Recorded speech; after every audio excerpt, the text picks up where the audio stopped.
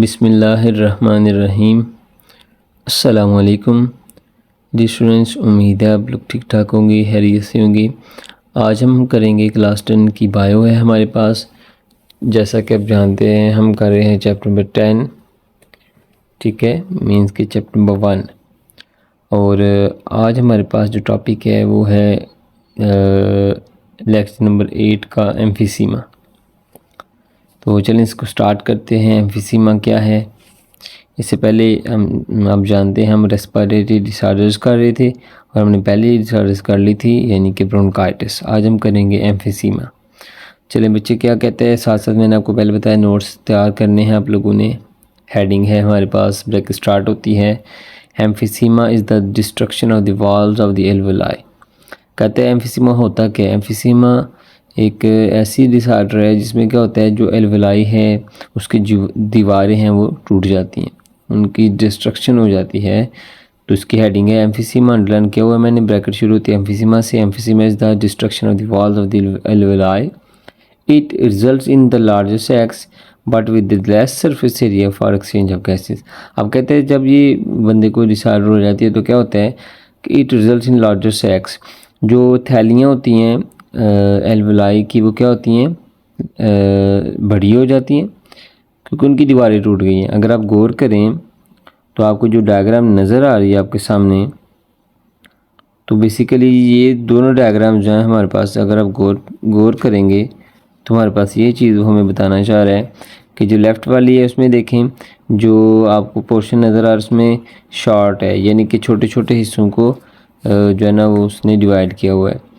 लेकिन जो राइट वाली है उसमें देखें आप, तो हमारे पास आपको नज़र आ रहा है कि राइट वाली है उसमें चीज़ें दीवारें टूट गई हैं और जो सरफेस एरिया है वो तो कम हो गया है, लेकिन जो उसका जो क्या नाम है, सैक है वो बड़ी हो गई है, जो थैली है वो बड़ी हो गई है। तो ये आपको नज़र आ रहा है थैलियाँ उसमें बड़ी हो गई हैं, लेकिन जो लेफ़्ट वाला है वो नॉर्मल है, इस वजह से वो असल पोजीशन में है और वो नॉर्मल हालत में है।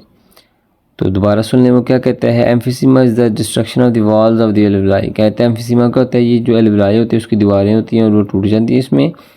It results in larger sacs. अब जब ये हो जाती है तो जो सैक्स हैं वो बड़ी हो जाती हैं। अब मैंने आपको बता दिया कि क्यों हो जाती हैं, क्योंकि वॉल्स टूट गई हैं और जो सैक्स हैं वो एक्सपेंड कर गई हैं, वो बड़ी हो गई। But with less surface area for exchange gases.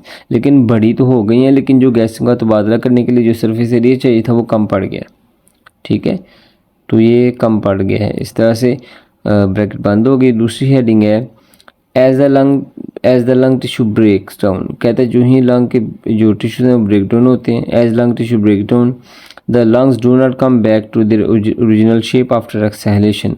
तो जो लंग टिश्यू जब ब्रेक हो जाते हैं तो जब गैसों का तबादला होता है और गैस को बाहर निकाला जाता है, एक्सहेलेशन किया जाता है, तो जो लंग्स हैं वो अपनी असल हालत में, असल पोजीशन पे या असल शेप में नहीं पहुंच पाते क्योंकि लंग्स के टिश्यू ब्रेक डाउन हो गए। इस वजह से क्या होता है, सो air can not be pushed out. जो हवा है वो हमारी बॉडी से बाहर नहीं निकल सकती and is trapped in the lungs, और वो लंग्स में ही फंसी रहती है। तो ये तब होता है जब एम्फीसीमा बंदे को हो जाए और उसकी जो एल्वेलाई है, इंसान जो लंग्स है उसकी जो एल्वेलाई उसके अंदर हैं वो उनकी दीवारें टूट जाती हैं, उनका सरफेस एरिया जो है कम हो जाता है, उनकी सैक्स का जो साइज़ है वो थोड़ा बढ़ जाता है, एक्सपेंड कर जाती हैं, जिसकी वजह से सरफेस एरिया कम होने की वजह से जो गैसों का तबादला है वो प्रॉपर नहीं होता, जिसकी वजह से जो एयर है वो लंग्स के अंदर फंसी रहती है, वो बाहर पुश्ड आउट नहीं होती। यहाँ तक हमने दो बातें की हैं, दोनों ब्रैकेट्स हमने इसको कर ली हैं। उसके बाद हमारे पास नेक्स्ट पोर्शन आता है इसके सिम्टम्स। सिम्टम्स क्या होती हैं, यानी कि इसकी अलामात क्या हैं, कैसे पता चलेगा कि एम्फीसीमा है। The symptoms of the emphysema include shortness of breath. कहते हैं इसमें क्या होता है कि शॉर्टनेस ऑफ ब्रीथ हो जाती है, यानी कि सांस लेने में दुश्वारी होती है, फटीग थकावट का एहसास रहता है, रिकरेंट रेस्पिरेटरी इन्फेक्शंस, बार बार रेस्पिरेटरी इन्फेक्शन होता है, ठीक है, बार बार मसला हो जाता है सांस लेने का, एंड वेट लॉस, और जो वज़न है वो भी कम हो जाता है। ये इसकी सिम्टम्स हैं। यहाँ तक ब्रैकेट बंद हो जाती है और उसकी हेडिंग आपको नज़र आ रहा है, मैंने अंडरलाइन की हुई है, वो है सिम्टम्स।